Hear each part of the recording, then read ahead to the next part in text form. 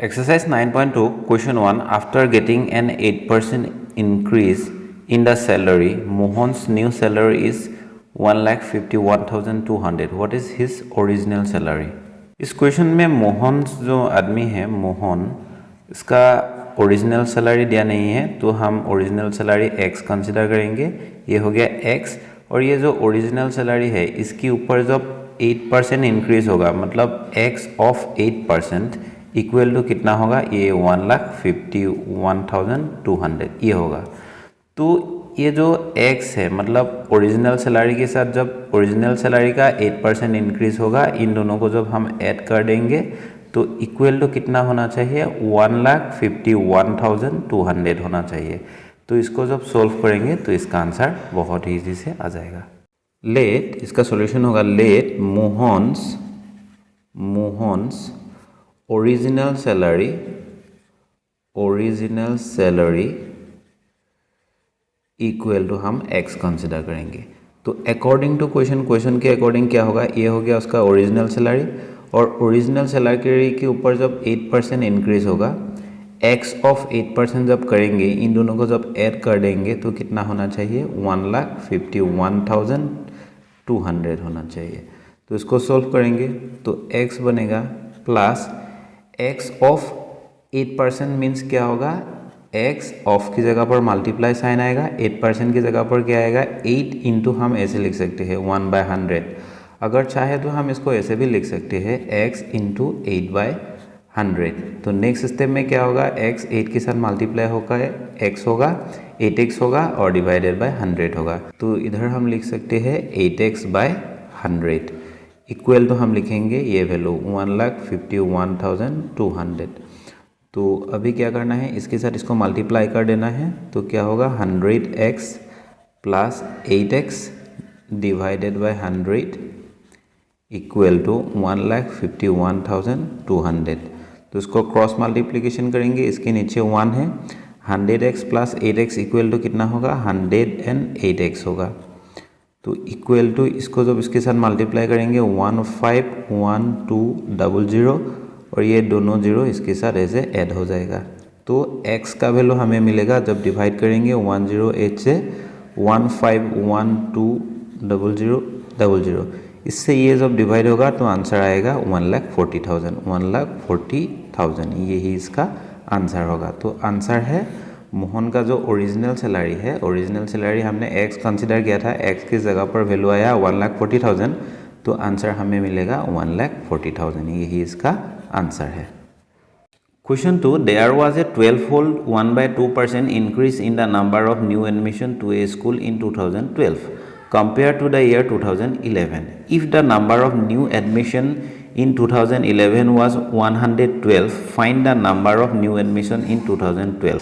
Question में दिया है 2011 में टोटल स्टूडेंट न्यू एडमिशन हुआ था 112, और ये जो 112 है इसके ऊपर कितना इंक्रीज हुआ, 12-fold 1/2% इंक्रीज होके 2012 में एक वैल्यू निकल के आएगा, मतलब न्यू स्टूडेंट का एक वैल्यू आएगा, वो वैल्यू कितना है उसको फाइंड करने के लिए दिया है। तो इसके लिए हम क्या करेंगे, 2012 का जो न्यू एडमिशन हुआ था वो स्टूडेंट हम x कंसिडर करेंगे। तो x की इक्वल हम क्या लिखेंगे, ये जो 2011 में जितना भी स्टूडेंट है उसको पहले लिखेंगे। तो इसके साथ हमें क्या करना है, ये जो स्टूडेंट है 112 ऑफ हम 12-fold 1/2% कर देंगे। जब भी इसको सोल्व करेंगे ये x का वैल्यू निकल के आएगा। x क्या है, x 2012 बैच का न्यू स्टूडेंट है, तो ये बहुत ही इजीली मिल जाएगा। Let the numbers of student in 2012 equal to हम x कंसिडर करेंगे। तो अकॉर्डिंग टू क्वेश्चन क्या करना है, x इक्वल टू हमें 2011 में जितना स्टूडेंट है उसको लिखेंगे।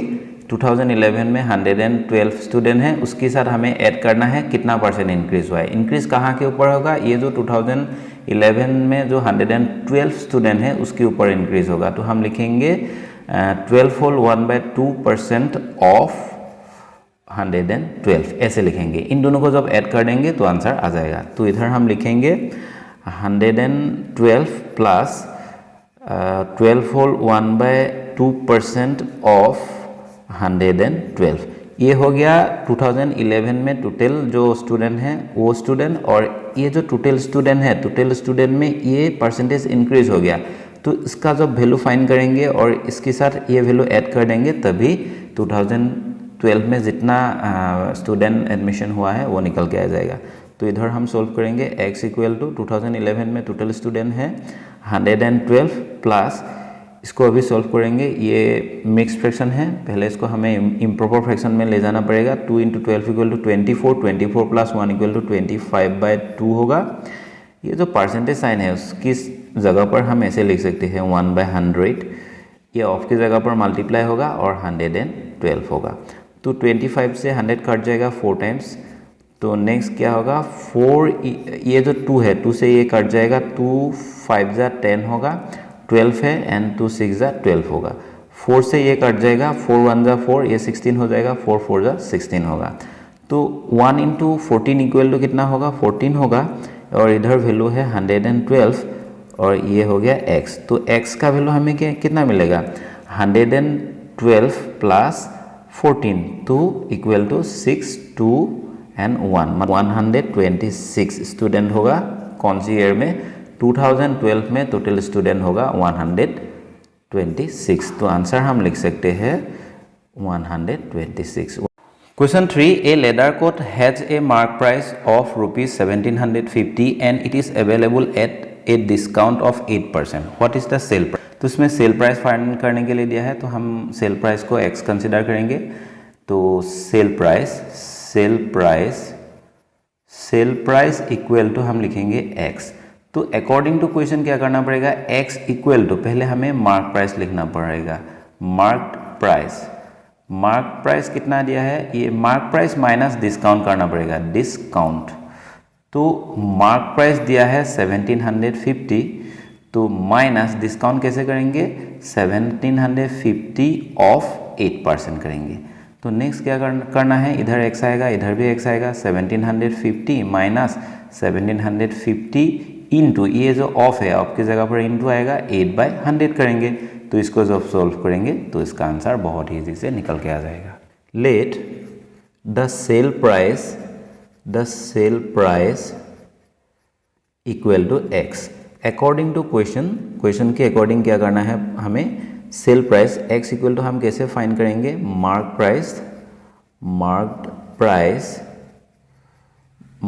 प्राइस माइनस डिस्काउंट करेंगे, डिस्काउंट। तो इसमें ये जो मार्क प्राइस है, मार्क प्राइस कितना दिया है 1750 माइनस डिस्काउंट कितना दिया है 8%। 8% क्या होगा, तो 8% हमें कहाँ से मिलेगा, 8% हमें मिलेगा 1750 ऑफ 8% होगा। तो नेक्स्ट स्टेप में हमें क्या लिखना पड़ेगा 1750 इंटू 8/100 लिखना पड़ेगा। नेक्स्ट इसके साथ ये 8 मल्टीप्लाई होगा तो नीचे में रहेगा 100, ऊपर रहेगा, इन दोनों को मल्टीप्लाई होकर 1750 इंटू 8 ऐसे रहेगा। तो हम इधर अगर चाहे तो ऐसे भी लिख सकते हैं 1750 इंटू 8 डिवाइडेड बाई 100 ऐसे लिख सकते हैं। ये डिस्काउंट हो गया। तो अभी हमें कैलकुलेशन करना पड़ेगा। तो इस जीरो के साथ इसको हम कैंसिल कर देंगे। ये जो 8 है 8 को हम कटेंगे, 2 4 जा 8, तो इसमें 4 रहेगा एंड 2 से ये 10 कट जाएगा, 5 टाइम्स होगा। 5 से ये कट जाएगा, 5 3 जा कितना होगा 15 होगा। तो 2 रहेगा, 2 के साथ 2 ये 5 के आगे आएगा, 2 25 होगा, 5 5 जा कितना होगा 25 होगा। तो 35 इंटू 4 करना पड़ेगा। जब 35 इंटू 4 करेंगे तो वैल्यू आएगा कितना 140 आएगा। और 1750 से जब हम 140 सब्सट्रैक्ट कर देंगे तो टोटल वैल्यू कितना आएगा 1610। यही इसका आंसर है। तो हम आंसर लिख सकते हैं, जो सेल प्राइस है, सेल प्राइस कितना होगा 1610। Question 4, the mark price of a pair of shoes is ₹1500 if the rate of discount is 5%, what is the sale. तो ये भी बहुत इजी होगा। Let the sale price equal to हम x consider करेंगे। According to question x equal to कितना होगा, पहले हम लिखेंगे mark price, marked price minus discount लिखेंगे, डिस्काउंट। तो ये जो मार्क प्राइस है, मार्क प्राइस को हम लिखेंगे 1500, तो माइनस ये डिस्काउंट कहाँ आएगा, डिस्काउंट दिया है 5%, 5% कहाँ के ऊपर 5% लगेगा, ये जो 1500 है 5% ऑफ 1500 ऐसे होगा। तो डिस्काउंट दिया है 1500 के ऊपर, तो हम लिखेंगे 5% ऑफ 1500। तो नेक्स्ट होगा 1500 माइनस 5/100 इधर होगा, ये जो ऑफ है इसकी जगह पर मल्टीप्लाई आएगा और इधर होगा 1500। इस जीरो के साथ इस जीरो को हम कैंसिल करेंगे, इस जीरो के साथ इसको कैंसिल करेंगे। 5 × 15 = 75 होगा, इधर वैल्यू आएगा 1500। तो 1500 से जब हम 75 को सब्सट्रैक्ट करेंगे तो वैल्यू आएगा 1425। ये ही इसका आंसर है। तो हम आंसर लिख सकते हैं 1425। Question 5. The mark price of an article is 5500. It is available at a discount of 5/1/2%. Find the discount and the selling price. तो इसमें से हमें discount and selling price find करना है। तो पहले हम डिस्काउंट फाइंड करेंगे। Given discount equal to, discount कितना दिया है 5/1/2% ऑफ 5500 ऐसे करेंगे। तो इसको एक बार हम मिक्स फ्रैक्शन में है, इसको हम इम्प्रॉपर फ्रैक्शन में कन्वर्ट करेंगे। 5 × 10 + 1 = 11/2। ये जो परसेंटेज है इसकी जगह पर हम लिखेंगे 1/100, ऑफ की जगह पर लिखेंगे मल्टीप्लाई, और ये जो 5500 इसको इधर हम ऐसे लिखेंगे। इस जीरो के साथ इस जीरो को कैंसिल करेंगे, इस जीरो के साथ इसको कैंसिल करेंगे। तो वैल्यू क्या मिलेगा, ये जो 5 × 1 है, तो इसको जब मल्टीप्लाई करेंगे तो वैल्यू होगा 55 एंड फाइनली वैल्यू होगा 506। मतलब वैल्यू आएगा 605/2। तो 605 को जब हम 2 से डिवाइड करेंगे तो इसका वैल्यू आएगा 302.5। ये रुपीज़ में है इसीलिए हम इधर 50 लिखेंगे। तो डिस्काउंट हमें कितना मिला, डिस्काउंट हमें मिला 302.50 रुपीज़। तो इसमें हमें सेलिंग प्राइस फाइंड करना है। तो सेलिंग प्राइस इक्वल टू हम x कंसिडर करेंगे। Let selling price equal to x। तो अकॉर्डिंग टू क्वेश्चन के अकॉर्डिंग हमें क्या करना है, x equal to mark price लिखेंगे, मार्क प्राइस माइनस हम डिस्काउंट कर देंगे, डिस्काउंट। तो इसमें क्या होगा, मार्क प्राइस दिया हुआ है, कितना दिया है 5500 माइनस डिस्काउंट हमें मिला ये वैल्यू 302.50। तो ये जो 5500 है इसमें से जब 302.50 को सब्सट्रैक्ट करेंगे वैल्यू फाइनली मिलेगा 5197.50। यही इसका आंसर है। An induction stove marked 3750 is available for rupees 3200 after discount. Find the rate of discount. तो इसमें एक इंडक्शन स्टोव है जिसका प्राइस है 3750 रुपीज़, लेकिन इसका सेलिंग प्राइस, इसने सेलिंग प्राइस अवेलेबल कर दिया 3200 में। तो उसका डिस्काउंट कितना मिला और डिस्काउंट का परसेंटेज कितना मिला उसको फाइंड करने के लिए दिया है। तो हम पहले डिस्काउंट कितना मिला उसको फाइंड करेंगे। तो discount equal to mark price minus selling price. तो इसमें क्या होगा, ये जो मार्क प्राइस है, मार्क प्राइस दिया है 3750 माइनस सेलिंग प्राइस, मतलब ये जो अवेलेबल हो गया, अवेलेबल फॉर ये जो वैल्यू है 3200, ये सेलिंग प्राइस होगा 3200 होगा। तो इसमें से जब ये सब्सट्रैक्ट होगा तो वैल्यू क्या आएगा 550 आएगा। 550 होगा डिस्काउंट। तो डिस्काउंट हमें कितना मिला 550 मिला। तो उसका रेट ऑफ डिस्काउंट फाइंड करने के लिए दिया है, तो हम लिखेंगे rate of discount equal to, discount कितना है उसको ऊपर लिखेंगे 550। ये जो 550 हमें डिस्काउंट मिला ये किसके ऊपर मिला, इस वैल्यू के ऊपर मिला, मतलब 3750। तो इसको हमें परसेंटेज में कन्वर्ट करना है। जब भी परसेंटेज में कन्वर्ट करने के लिए बोलेगा तो हम इसके साथ 100 ऐसे मल्टीप्लाई कर देंगे। तो ये जो ज़ीरो है इस ज़ीरो के साथ इसको हम ऐसे कैंसिल कर देंगे। नेक्स्ट इसको 5 से काटेंगे, 5 11 जा 55 और इधर 0 होगा। नेक्स्ट इसको हम 5 से काटेंगे, तो 5 से जब काटेंगे तो 75 होगा। नेक्स्ट इसको 5 से काटेंगे, 5 2 जा 10, इसको 5 से काटेंगे, 5 इंटू 15 इक्वल टू 75 होगा। नेक्स्ट इसको 5 से काटेंगे, 5 3 जा 15 एंड 5 से इसको काटेंगे तो 5 2 जा 10 एंड 5 2 जा 10। 22 इंटू 2 करेंगे, 22 इंटू 2 जब करेंगे तो कितना आएगा, 44 आएगा। 44 divided by 3 as a percentage होगा। तो ये एक इम्प्रॉपर फ्रैक्शन है, तो इसको हम मिक्स फ्रैक्शन में कन्वर्ट करेंगे। 44 को हम डिवाइड करेंगे 3 से, जब 3 से हम डिवाइड करेंगे 3 1 जा 3 होगा एंड इसमें 1 आएगा, 14 होगा, 3 4 जा कितना होगा 12 और जब सब्सट्रैक्ट करेंगे तो वैल्यू आएगा 2। 14 होल 2/3%, यही रेट ऑफ डिस्काउंट होगा। मतलब ये जो 3750 रुपीज़ का जो इंडक्शन स्टोव है उसका रेट ऑफ डिस्काउंट कितना दे रहा है, वो दुकानदार ने 14 होल 2/3% दे रहा है। Question 7. A mixer has a mark price of 2575. There are two options for the customer. Question A. Selling price is 2575 along with attractive gift worth rupees 300. Or question B. Discount of 5% but no free gift. Which is the better offer? इस question को solve करने के लिए हम क्या करेंगे, दोनों जो ऑप्शन है ऑप्शन में हम कॉस्ट प्राइस फाइंड करेंगे। मतलब ये जो मिक्सर है, मिक्सर अगर बाय करेंगे तो उसका कॉस्ट प्राइस कितना होगा। तो पहले क्वेश्चन ए को सॉल्व करेंगे। क्वेश्चन ए में हम कॉस्ट प्राइस फाइंड करेंगे। Cost price equal to selling price minus gift कर देंगे, गिफ्ट। तो सेलिंग प्राइस कितना दिया है, सेलिंग प्राइस दिया है 2575 माइनस गिफ्ट कितना दिया है 300। फर्स्ट कंडीशन में 300 दिया है, तो जब सब्सट्रैक्ट करेंगे तो वैल्यू आएगा 2275 आएगा। मतलब कॉस्ट प्राइस अगर पहला ऑप्शन चूज़ करेंगे तो वो जो मिक्सर है, मिक्सर का कॉस्ट प्राइस हमें पड़ेगा 2275 रुपीज़। अगेन कंडीशन बी, मतलब ऑप्शन 2 को जब हम करेंगे तो क्या निकल के आएगा। क्वेश्चन 2 में 5% डिस्काउंट दिया है लेकिन इसमें गिफ्ट नहीं है, तो उसका कॉस्ट प्राइस हमें फाइंड करना है। तो कॉस्ट प्राइस क्वेश्चन बी में हम कॉस्ट प्राइस फाइंड करेंगे। Cost price equal to mark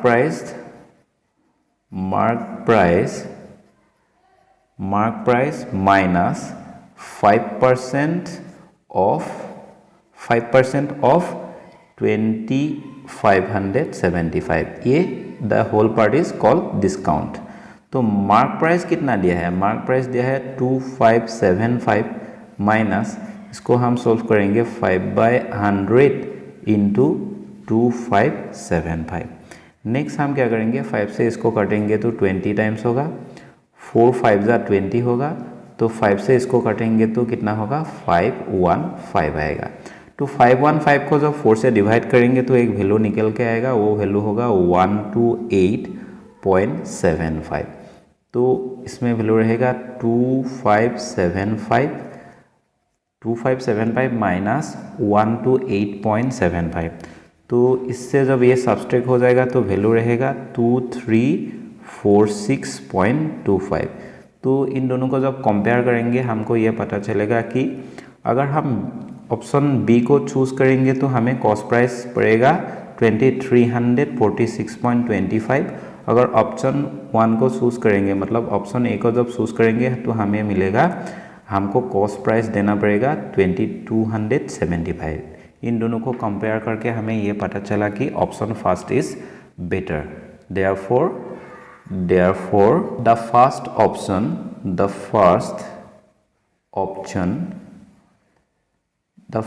option is better, ये इसका आंसर है। Question 8. A microwave oven was available for 5301 after successive discount of 10% and 5%. Find the mark price. Let the marked price equal to हम x consider करेंगे। तो first discount हम देंगे, first discount first discount के लिए हम उसका सॉल्यूशन निकालेंगे। First discount equal to mark price कितना है x माइनस एक्स ऑफ 10%, ऐसे करना पड़ेगा। तो नेक्स्ट क्या होगा, x माइनस 10x बाय 100 होगा। तो अभी क्या करना पड़ेगा, 100x माइनस 10x होगा। तो फाइनली वैल्यू मिलेगा 90x बाय 100। तो इस जीरो के साथ इसको कैंसिल करेंगे और वैल्यू रहेगा 9x बाय 10। तो पहले हमने मार्क प्राइस कंसिडर कर लिया x, और इस x में जब 10% डिस्काउंट होगा तो वैल्यू आएगा ये 9x बाय 10। अभी ये जो 10% डिस्काउंट देने के बाद जो वैल्यू निकल के आ गया, उसी वैल्यू को जब हम 5% डिस्काउंट में देंगे तो उसको हम सक्सेसिव डिस्काउंट कहेंगे। तो नेक्स्ट हम करेंगे सेकेंड डिस्काउंट इक्वल टू, इसमें से फाइंड करेंगे तो 9x by 10 minus 5% of 9x by 10। पहले हमने x को मार्क प्राइस कंसिडर कर लिया, उसको 10% डिस्काउंट दे दिया। 10% जब डिस्काउंट दे दिया ये वैल्यू आया, इस वैल्यू से 5% डिस्काउंट देंगे, जो भी वैल्यू निकल के आएगा वो किसकी इक्वल होगा, 5301। ये जो अवेलेबल प्राइस मतलब सेलिंग प्राइस ये जो है उसकी क्वेश्चन में ये दिया हुआ है, उसकी इक्वल होगा। क्योंकि ये जो मार्क प्राइस है, मार्क प्राइस के ऊपर जब हम 10% देंगे और ये जो वैल्यू निकल के आएगा उसके ऊपर जब हम 5% देंगे उसको हम सक्सेसिव डिस्काउंट कहते हैं। तो अभी इसको हमें सॉल्व करना है। तो इसका सॉल्यूशन ऐसे होगा 9x by 10 minus 5 by 100 into 9x by 10 होगा। तो ये 5 से ये कट जाएगा, कितना टाइम्स, 2 टाइम्स कट जाएगा। 2 इंटू 100 इक्वल टू इधर वैल्यू रहेगा 200 और ऊपर वैल्यू रहेगा कितना, 9x, और इसमें वैल्यू आएगा 9x बाय 10 आएगा। इन दोनों में अभी हमें एलसीएम लेना पड़ेगा। एलसीएम कितना आएगा, 200 आएगा। ये जो 10 है, 10 के साथ जब 20 मल्टीप्लाई करेंगे 200 होगा, तो वही 20 हमें ऊपर भी मल्टीप्लाई करना पड़ेगा। जब ऊपर मल्टीप्लाई करेंगे 9 into 20 equal to 180x minus ये जो 200 है, 200 के साथ 1 जब मल्टीप्लाई करेंगे ये एलसीएम 200 निकल के आएगा, वही 1 हमें ऊपर मल्टीप्लाई करना है। तो इधर वैल्यू आएगा 9x। तो इसकी इक्वल हम लिख सकते हैं, कितना वैल्यू लिखेंगे, 171x डिवाइडेड बाय 200। पहले हमने मार्क प्राइस कंसिडर किया x, उसके ऊपर 10% डिस्काउंट दे दिया तो ये वैल्यू निकल के आ गया। उसके ऊपर ये जो वैल्यू निकल के आ गया मतलब ये वैल्यू, उसके ऊपर जब हम 5% डिस्काउंट दे दिया तो ये वैल्यू निकल के आ गया। तो इस तरह जब हम करेंगे उसको हम सक्सेसिव डिस्काउंट कहेंगे। और ये जो वैल्यू निकल के आ गया ये किसकी इक्वल है, ये क्वेश्चन में जो दिया है 5301 इसकी इक्वल है। मतलब ये जो वैल्यू है इसकी इक्वल ये लिखना पड़ेगा।